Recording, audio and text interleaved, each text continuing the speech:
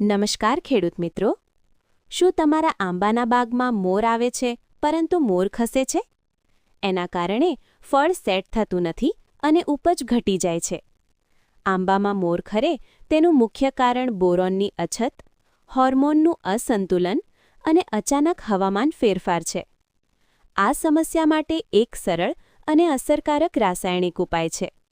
10 litre પાણીમાં 2 ગ્રામ boron અને 2 મિલી પ્લાનોફિક્સ એટલે કે NAA સારી રીતે મિક્સ કરો.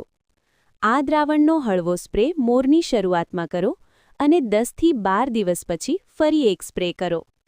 સ્પ્રે હંમેશા સવાર વહેલી અથવા સાંજના સમયે કરવો અને પવન કે વરસાદમાં સ્પ્રે ન કરવો.